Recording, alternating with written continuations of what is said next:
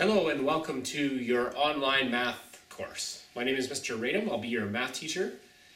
And in this little video that I put together here, I'm just going to go through some of the things you need to know to get started in your course and have a successful startup. You might have some questions even after you've gone through and watched the video, so feel free to email me at any time if you have any questions. But let's get started and then we'll go through some of the resources that you have available to you and how you can access your help and your learning resources. Okay, the first thing I'm going to do is I'm going to show you the website that you need to have to get your access to all of your resources. So this is the website here, and you should bookmark it. It's www.thssmath.com. And there's a bunch of tabs here for some various courses. What I'm going to show you here first is the tab that says Online Math. So when we click on Online Math, we get some other links that come up down below here. The first one I'm going to do is I'm going to click on my schedule. So if I click on this link, I get my schedule that comes up. There are two mandatory attendance blocks in your math course. And these are the online math class times on Mondays and Wednesdays from 3 to 4. And my expectation is that if you're taking this course that you will make those times on Mondays and Wednesdays. Now I also understand that sometimes there's some other things that come up. So if for whatever reason you can't make Monday or Wednesdays online class times, then you need to let me know in an email as to why you're not able to make those times. So these are the online math class times. I use a program called Elluminate, and I'll show you that in a bit. So I would expect you to log into your computer on Mondays and Wednesdays from 3 to 4. There are other times when you can come and work with me as well. So if we scroll down a bit, these are optional. But you can come and work with me in person if it works in your schedule. I work at Thomas Haney Secondary School, and I'm in the math grade hall, which is a big, large, open work area. And any of these times here during the school day, if you want to come to Thomas Haney and work on your math there, I can help you with your math face-to-face. I also offer some extra help sessions. So I'm at Thomas Haney in room 1149 before school on Mondays and Wednesdays from 7:30 to 8:30. So you can either come to room 1149 at Thomas Haney from 7:30 to 8:30 and I can help you face-to-face there, or you can log into the online classroom. That's the Elluminate classroom, and I'll show you that in a sec. You can log into that into the classroom on Mondays and Wednesdays from 7:30 to 8:30, and I can help you online as well at those times. So these are all of the times when I'm available to help you with whatever math questions that you might have. So the only mandatory things that you need to do is log in on Mondays and Wednesdays from 3 to 4 on the online Math Elluminate class.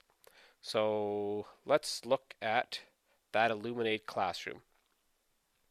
So here's the link that'll take you to the Elluminate classroom, and literally all you need to do is click on that link. And then it'll ask for your name, and you can put that in. So I'm going to put my name in there, and then I'm going to click Login. And it takes a little while to load.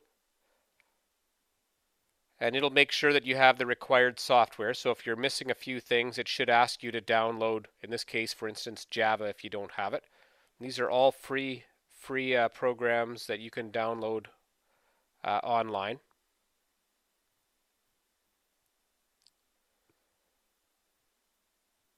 And we're just waiting for it to bring up the classroom here.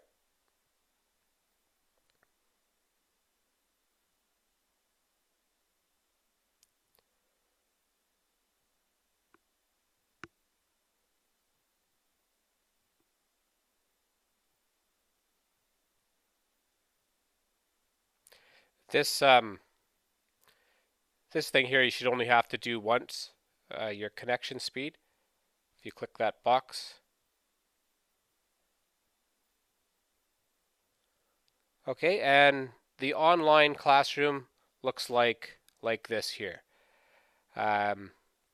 You'll be able to see all the people that are in the class right here, and there's a opportunity to do some chatting, and you can put your hand up. So I have it so that when you log in, your hand will always be automatically be raised, so you can just put it down when you enter the room. But if you have a question, you can click on this, and it raises the hand here, and you can put it down. There's a chat window here that you can chat with. Not sure why that's not working. I might have to do something as a moderator to allow you to do that. You can put in some things, whatever they are. These are the some icons here you can fool around with.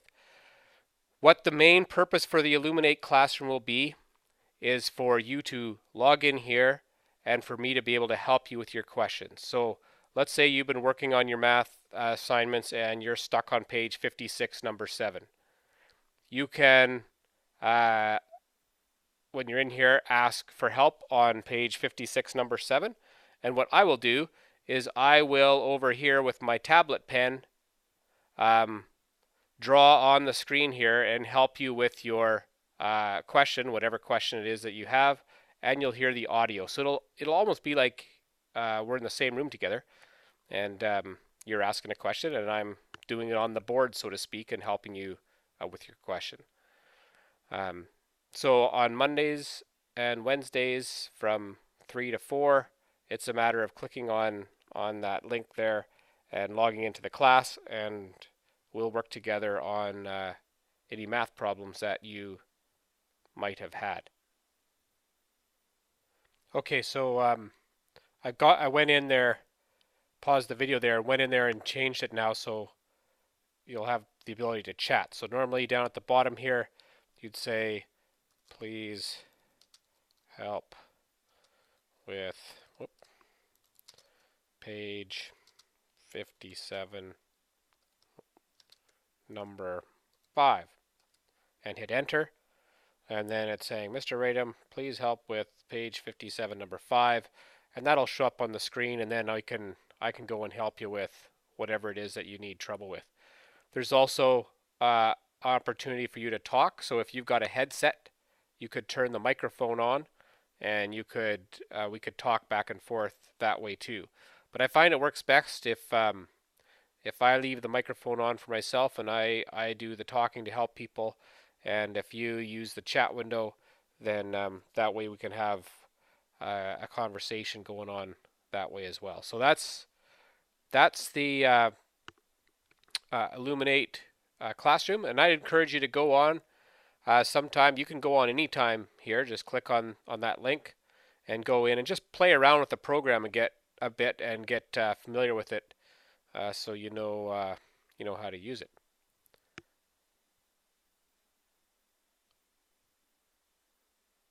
All right, so we want to leave that session, and let's go back to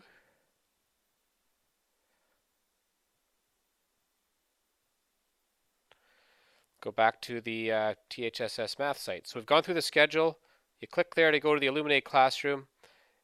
If you're having any problems, there's a spot here where you can configure Elluminate. You can click on this tab here, and it'll make sure everything's fine. But I think for the most part, if you just click here and follow the instructions, it'll get you into the classroom.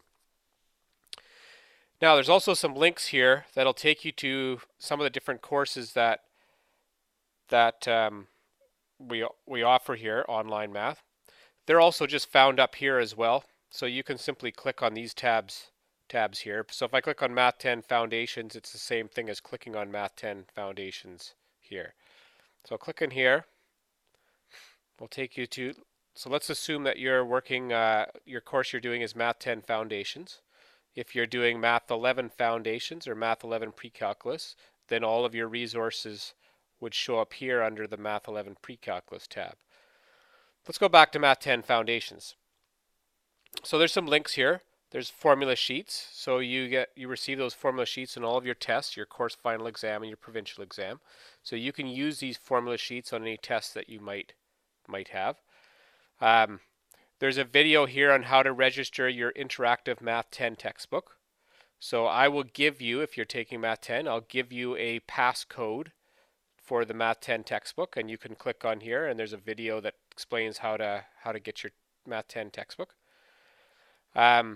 There's a link here that'll tell you your suggested learning guide completion dates and the provincial final exam dates. You could click on there and that'll show you when you should finish each assignment so that you get it done in a timely manner. Now that's assuming that you're starting right away in September. So if you're starting this course a bit later and you're wanting to finish still by June, then obviously you're going to have to make your own schedule up. The learning guides are where all the assignments are kept. Okay, so if I click on learning guides, then a whole pile of assignments here come up on the screen. Every course will have a little record sheet. So when you click on the record sheet, this is kind of like your course outline. Okay, so each of my courses, regardless of which course you're going to take, have 20 what I call learning guides. Learning guides 1 to 20. Okay, so learning guide 1 you can see here in Math 10 is on exponents. And it's sections 4.1 to 4.2. Learning Guide 2 is also on exponents. Learning Guide 3, multiplying polynomials. Learning Guide 4, 5, factoring. And then Learning Guide 6 is a unit test. So what will happen is you'll work through Learning Guide 1. I'll show you the Learning Guide in a second. You'll work through Learning Guide 1, and once you've completed the assignments for Learning Guide 1, then you'll send me an email or we'll talk in the Elluminate class and you'll say, I'm ready for my Learning Guide 1 quiz. Now you have two options when it comes to do your quiz. You can either come to Thomas Haney Secondary and do it under my supervision, or if there's a teacher that you've talked to at your school that is willing to supervise you doing your tests there, I can email that teacher, or it might be a counselor or maybe a support teacher. I can email that person the test and you can do it at your home school under their supervision, and they can find a way to get the test back to me. So two options of doing your quizzes: with me at Thomas Haney Secondary or at your school, as long as you've got permission from another teacher to supervise you with that test. So you'll do your little quiz and you'll have a mark here for their first guide. Then you'll go on and do the second guide and you'll get a mark here, so on and so forth. Then every once in a while you'll see these unit tests pop up. So this test here is everything to do on this first unit. So let's just say you had some marks in here, and let's say they averaged all to 72%. Say when I averaged all your marks here for these learning guides, it was 72%. But you learned from your mistakes, because we went over them maybe in the Elluminate class, and now you've written your unit test and you got 82. Well, if your mark on your unit test is better than the average of all these guides, then I'll give you 82% as your mark for all of this stuff here. So just because you did a test here, maybe you didn't do very well on it. If your unit test mark is better than what you've shown for all of these marks here as an average, then I make this mark here your mark for that whole unit. Otherwise, it just counts as one learning guide. So you can see each learning guide's weighted about 4.4%. The factoring one's worth 2 guides. That's why it's showing up as 8.8, Learning Guide 4 and 5. It's a little bit bigger, that guide. And then so on and so forth. So here's Learning Guide 7, 8. Here's Learning Guide 9, 10. Here's another unit test. Now this unit test will just cover this unit right here. So when you're getting ready for Learning Guide 11, it's just on this stuff here again. And there's another unit test. We put Learning Guide 16 and 17 together, so after you finish 16, you can see on the record sheet there's no quiz for that. Just move right on to Learning Guide 17 and the quiz will be on 16 and 17. Here's a unit test, Learning Guide 18. We do a little bit of course review for Learning Guide 19. Don't worry about the peer tutoring. It's a little hard to do that when we're doing an online course. And then we'll get ready for the final exam. So there will be a course final exam. It's weighted 20%. It'll be just like your provincial exam, so it's meant to help prepare you for your provincial exam as well. And that mark will count here for 20% for Learning Guide 20, and then you'll also write the provincial exam if you're doing one of the grade 10 math courses. So that's the mark record sheet, and regardless of what course you're doing, so let's say maybe you're working on Math 11 pre-calculus. Well, when I go to those resources, when I click on Learning Guides, here's the Math 11 pre-calculus marks record sheet. Okay, and it's exactly the same idea. Some Learning Guide quizzes that you need to do, and then a unit test, and hopefully your mark here is better than these, and we can upgrade that unit with that unit test mark. So I'm going to go back to the Math 10 Foundations, and back to Learning Guides. And now let's look at what a learning guide looks like. So I'm going to look at Learning Guide 1. This is Math 10 Learning Guide 1. Click on that, and up pops the learning guide here. So it's on exponents. Every learning guide has a little introduction about what the learning guide is going to be about.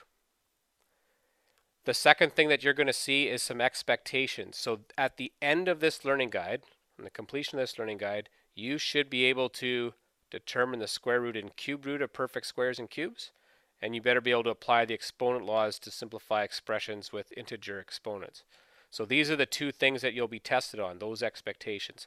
And they might not make sense to you when you first look at this guide, but by the end of the guide, you better be able to look back at these expectations and say, yeah, I know how to do that stuff now. The evaluation just says refer to that marks record sheet to know what you need to do. Is it a unit test or is it just a little quiz? Some resources that you might need, some square dot paper and the Math 10 text. And now here's the actual learning activities. Here's the work that you'll be doing. So for that first expectation, it says determine the square root and cube root of perfect squares and cubes. I've got some videos here that that you can watch. So this video is on perfect squares and square roots. And when we click on that, it takes you to a little YouTube video.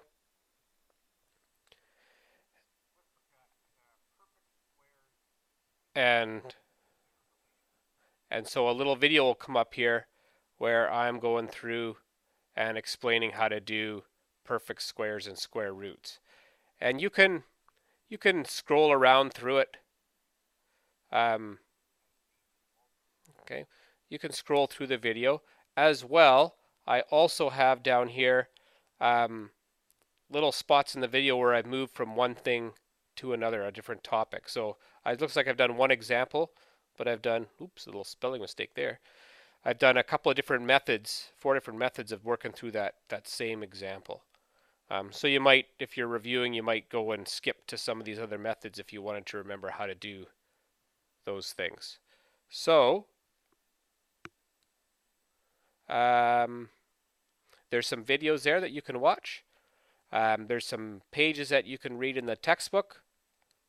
And here's the next activity to do. Work through the example. Then here's a question to do. Work through another example. Read some key ideas. These are all things that you do in the book. And then I have a thing that I call a math journal. Now this is not where you kind of write about your feelings towards mathematics. No, the purpose of this is for you to actually put some notes in about what you've just learned in going through this here. So in a math journal, this should be maybe kept separate. This is like your set of notes, and these make excellent reviews when you're getting ready for quizzes, getting ready for unit tests, or getting ready especially for the final exam. So in your math journal, you're going to put in your own words, what is a perfect cube and what's a cube root, and give an example of each. So this is like your set of notes that you're making. And you should be able to do that after you've gone through these activities here. If this still doesn't make sense, then that's a good time to ask when you come to the math session. Then here, number 10, you'll do some questions here in the textbook. And if you felt like you need some more practice questions, here's a hyperlink here that takes you to some additional practice questions. And these would be the answers if you click here. Then we move on to expectation 2. There's a video on this expectation, some things to work through the book on, a math journal to make some notes on some things, some questions to practice those skills. If you need more practice, questions there, answers here.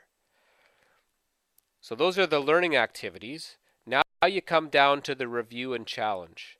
Now this course is meant to be a self-directed course. So I'm not going to ask you to hand in all of the work for the learning guide. I'm expecting you to know how to do these questions here, 2, 3, 5, 6, 7, so on. It may be that you already know how to do some of those things. So if you know how to do those questions, and you know that it would be a complete waste of your time to do something, then as long as you know how to do the question, there's no point in actually spending a pile of time doing questions that you already know how to do. That being said, practice certainly doesn't hurt. So you do as many questions as you feel like you need to do to understand the material. And again, here's some extra practice questions here. These might be some questions you do to review, or if you already know this stuff, you could come right down and do some of these challenge questions here. And if you can do those questions 1 to 10, and you know your stuff really well, then you wouldn't necessarily need to do all these activities that are in here. But most of you will be doing this course for the first time, and it will be new, and so the expectation is that you would complete the questions that have been assigned there. So after you've finished working through these questions, as you finish number 2, so say you complete number 2, you should be checking the answer in the book, because all the answers are in the book, and making sure that you're doing it right. If you're doing it right, great, move on, do number 3, check the answer in the back of the book. Do number 5, check the answer in the back of the book. And if you're getting it wrong, then it's time to go back and try to figure out what it was that you did wrong. There's also some practice quizzes. So if you click on a practice quiz, this is practice quiz number 2. Some questions come up. They're multiple choice. I'm just going to throw some letters in here. Let's see how good I am at just guessing. I'll just do the first 4. But there's some more practice questions there, multiple choice. There's some short answer questions, and there's some longer problem questions. Then when you're finished, you can click check your work. It says I didn't answer some of the questions. That's okay. And after I've done it, it marks the test.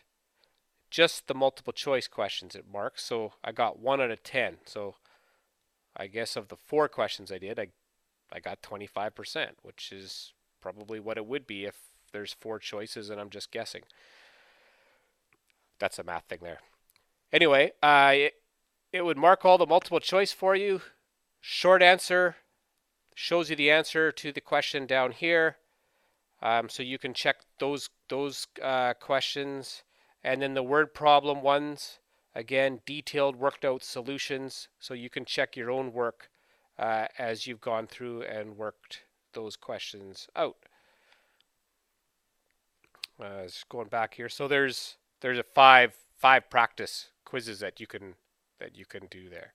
So let's say you've gone through, you've done the work on the learning guide, you've done some practice quizzes, and now you're done. So that's when you would email me and say I'm ready for my learning guide 1 quiz, and then either you're coming to Thomas Haney to do it, or I'm going to be sending an email off to a certain person at your school who's going to supervise you doing your quiz. And then when you're done, move on to Learning Guide 2, 3, so on, and work through to the final Learning Guide, which is your final exam, Learning Guide 20. So the assignments for the whole course are there. You work through the course as fast as you like. At a minimum, assuming you're starting in September and finishing in June, at a minimum you should be finishing one of those learning guides every 2 weeks. If you're starting later in the year, then you might have to finish 1 learning guide every week, or maybe it's 2 learning guides every 3 weeks. So it'd be a good idea to spend some time and do a little plan and space those learning guides out so you know when you should have each one done in order to finish the course in time to get ready for your final exam. Let's go back here. So those were the learning guides. There's also a link here on reviews and practice quizzes. Those reviews and practice quizzes are all in the learning guide as well, but it might be that you just want to see them all here on one page without the learning guide. So let's say whatever you're getting getting ready for unit test, and you, instead of going to the guide, just want to do some review here or click on the unit test. This is just another space where all the practice quizzes are available instead of clicking on each guide. But really, all of these links are embedded in the individual learning guides. So the learning guides are where all of your resources are. So if we're doing Math 11 Foundations, just say, here's the learning guides. Okay, and so here's all of the resources here. You would start on, don't worry too much about the Learning Guide 0. If there's a Learning Guide 0 here, you can take a look at it, but really the first learning guide is Learning Guide, in this case it's Learning Guide 1 and 2. And all of the learning guides for all of the courses have the same sort of a layout. Okay, so work through the learning guides and questions in the Elluminate sessions, and a conversation when you're done the end of the guide as to when you're ready to do your quiz. Now, in terms of the resources, the textbook, it kind of varies depending on which course you're in, because each course and the publisher has a different way of providing the online resource. So if you're doing Math 10, I will email you a passcode. Okay, so if you're doing Math 10 Foundations, I will give you a passcode, and you will click on a link here that explains how to register your book. If you're doing Math 10A and W, okay, if you're doing Math 10A and W, there's a link here that says textbook. When you click on textbook, it asks for a login and a password. The login is capital THSS, and the password is lowercase math. So it's just like the website, THSS Math. So the login is capital THSS, and the password is lowercase math. When you click on this, it brings up some PDFs of the textbook, and you can open those and you can use that as your online book. If you are taking, Math 11A and W, okay, we're doing a workbook. The workbook, you click on here, it should ask you for a username and a password. It's probably because I've already put it in. Again, it's the same thing. Capital THSS for the login, and lowercase math for the password. There's the solutions to the text. There's where all your learning guides are, and there's some unit projects that you do in Math 11A and W instead of tests. Math 11 Foundations and Math 11 Pre-Calc for these two courses here, and if you're doing Math 12 Pre-Calculus, I will have to provide you also with a passcode that you will use to access your online book. If you don't want an online textbook, you might be able to borrow a paper book from the school that you're currently registered in. I would just need to tell you what that textbook is, but certainly as an online course, we can provide you with online resources. So that's probably enough information there to get you going.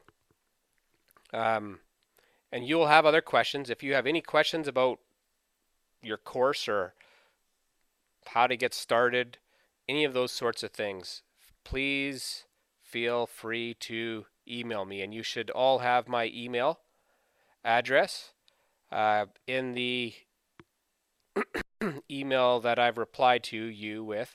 But if not, my email address is jeff_radom@sd42.ca. So feel free to email me anytime, and look forward to working with you in your online math course, and wishing you all the best.